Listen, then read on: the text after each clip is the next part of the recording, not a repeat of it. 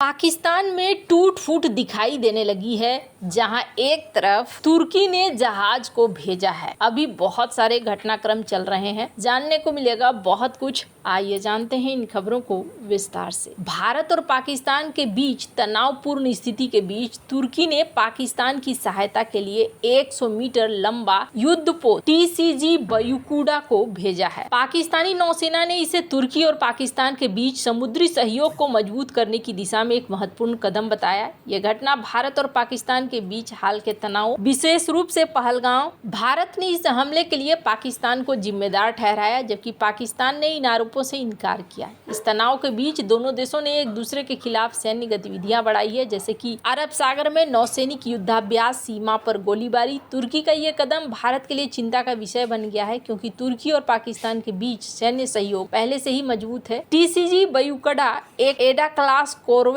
है, जिसे तुर्की की नौसेना के लिए डिजाइन किया गया है। ये तुर्की के मिलगेम प्रोजेक्ट का हिस्सा है और इसका उद्देश्य स्वदेशी युद्धपोतों का निर्माण करना है। इसकी 3 प्रमुख विशेषताएं हैं। लंबाई है इसकी 99.5 मीटर, वजन है 2400 टन, एक स्टील्थ कॉरवेट है जिसका रडार क्रॉस सेक्शन कम है, यानी कि इसे रडार पर पकड़ना मुश्किल है। हार्पून और आज़्म क्लास एंटी शिप मिसाइलें जो जहाजों और तटीय ठिकानों को निशाना बना सकती है। पनडुब्बी रोधी युद्ध के लिए टॉर्पीडो लॉन्चर है। हेलीकॉप्टर लगा हुआ है। रडार, सेंसर, गन सिस्टम है, यानी कि जो भी इसे भेजा गया है ये बड़े सोच समझ के भेजा गया है। 90 से 100 नौसैनिकों का चालक दल है इसमें, जो इसे एक प्रभावी युद्धपोत बनाता है। पहलगाम हमले के बाद भारत और पाकिस्तान के बीच तनाव चरम पर है। भारत ने 60 से अधिक देशों के राजदूतों को इस हमले की जानकारी दी है। पाकिस्तान को इसका मास्टरमाइंड बताया है। दूसरी ओर पाकिस्तान ने इन आरोपों को खारिज करते हुए भारत पर आतंकवाद को बढ़ावा देने का आरोप लगाया है। दोनों देशों ने जो कदम उठाए हैं वो देखने को मिले ही। अब तुर्की पाकिस्तान की बात करें ना, तो इसका सैन्य सहयोग काफी पहले रहा है। भारत और पाकिस्तान के बीच जब युद्ध हुआ, जिसके परिणाम स्वरूप बांग्लादेश का निर्माण हुआ, तुर्की ने पाकिस्तान का समर्थन किया था। तुर्की ने संयुक्त राष्ट्र में पाकिस्तान के पक्ष में बयान दिए थे, भारत की सैन्य कार्रवाई की आलोचना की थी। हालांकि उस समय तुर्की ने प्रत्यक्ष सैन्य सहायता नहीं दी थी, लेकिन उसका कूटनीतिक समर्थन पाकिस्तान के लिए महत्वपूर्ण था।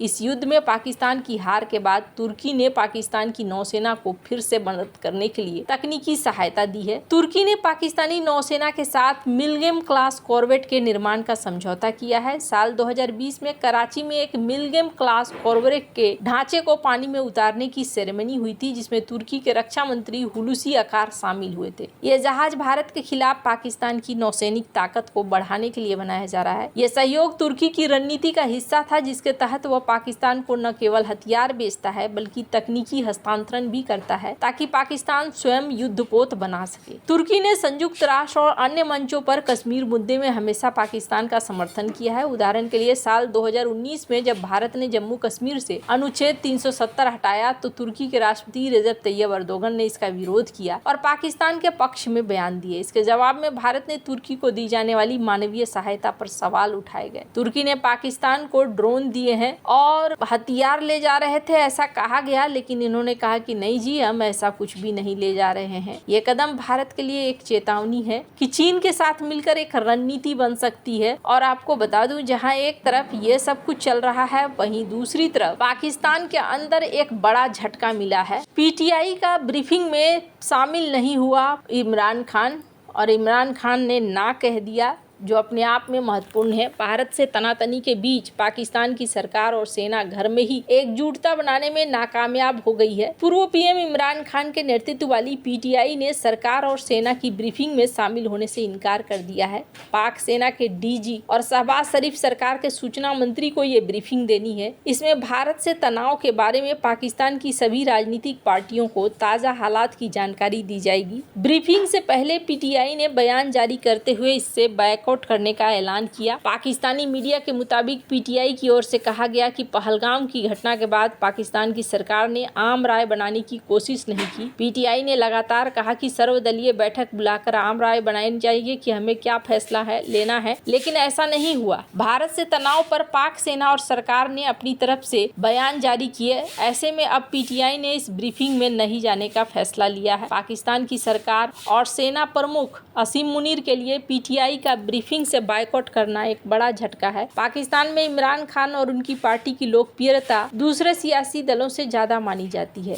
पीटीआई के बॉयकॉट से दुनिया भर में संदेश गया है। एक तरफ तो शहबाज शरीफ के मंत्री भारत को युद्ध और परमाणु हमले की धमकी दे रहे हैं, वहीं दूसरी ओर पाकिस्तान का सबसे बड़ा विपक्षी दल और सरकार सेना के रुख से खुश नहीं है। कश्मीर के पहलगाम में बीते महीने को बड़ा आतंकी हमला हुआ। इस हमले में आतंकियों ने 26 लोगों की गोलियां बरसाकर हत्या कर दी। भारत सरकार ने इस हमले के लिए पाकिस्तान की ओर उंगली उठाई। भारत ने पहलगाम के बाद पाकिस्तान के साथ सिंधु जल समझौता निलंबित करने जैसे कई अहम कदम उठाए। पाकिस्तान ने पहलगाम हमले में शामिल होने से इनकार किया और जांच की मांग की। वहीं सिंधु जल समझौता तोड़ने पर युद्ध करने और परमाणु बम इस्तेमाल करने तक की धमकी भी पाकिस्तान ने दे डाली। पाकिस्तान के रक्षा मंत्री ख्वाजा आसिफ बिलावल भुट्टो जैसे बड़े नेताओं का कहना है कि सिंधु का पानी रोक कर हम युद्ध का ऐलान मानेंगे और खून बहा देंगे, पर यहाँ अपने ही देश में इस तरह की दिक्कत देखने को मिल रही है। हालांकि आपको बता दूं, जो तुर्की ने कहा है, तुर्की से पहले भी कुछ चीजें हुई हैं और तुर्की से पहले 1965 में इंडोनेशिया ने कुछ ऐसा ही काम किया था। पाकिस्तान और तुर्की के बीच सैन्य, आर्थिक, राजनीतिक संबंध हैं और एक ग्रुप भी बनाने की कोशिश करी थी इन्होंने। बाद में जाकर इन्हें मुश्किलें खड़ी हुई, लेकिन अभी देखने को मिल रहा है कि यहाँ एक बार फिर से ये आते हुए दिख रहे हैं। इंडोनेशिया ने भी कुछ ऐसी ही कोशिश करी थी 1965 के युद्ध में। अब आपके मन में कई तरह के सवाल आ रहे होंगे कि आखिरकार तुर्की क्यों साथ आ रहा है पाकिस्तान के। तो पाकिस्तान के साथ तुर्की के आने की कारण ब्रिक्स है और ये जो तुर्की आ गया ना, तो इसके बारे में कुछ मैं आपको बता दूं। पहली बात ये, तुर्की हिंद महासागर में उतनी दूर से आकर लड़ नहीं पाएगा। दूसरी बात ये, तुर्की की वायुसेना भारत जितनी नहीं है और इसका रक्षा बजट कितना है, $20 बिलियन। मलेशिया की बात करें तो मलेशिया का रक्षा बजट कितना है, $4 बिलियन। ये इनकी नौसेना, वायुसेना बहुत ही सीमित है। 40 लड़ाकू विमान हैं और कुछ युद्धपोत हैं, तो ये भारत का क्या बिगाड़ लेंगे। पाकिस्तान का रक्षा बजट कितना है, $10 बिलियन।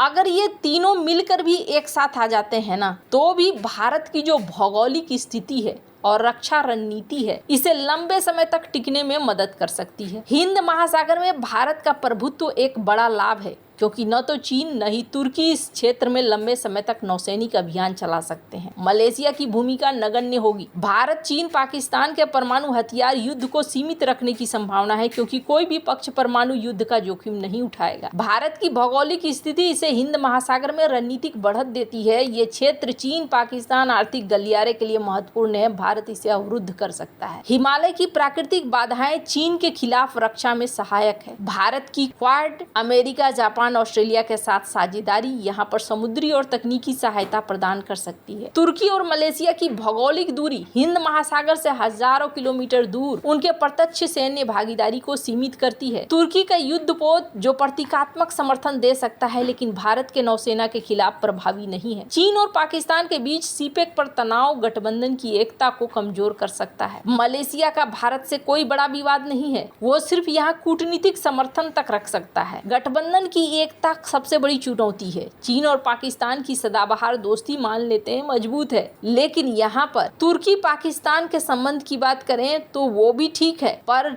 तुर्की की नाटो सदस्यता इसे अमेरिका और भारत के साथ तनाव में डाल सकती है। मलेशिया की बात करें तो मलेशिया भारत का कोई प्रत्यक्ष टेंशन नहीं है। ऐसे में बहुत सारी चीजें हैं जो समस्याएं खड़ी कर सकती हैं। आपको क्या लगता है इन सब मामले में, आपकी क्या राय है, कमेंट कर जरूर बताएं। जल्द मिलते हैं अगले वीडियो में नई खबर के साथ।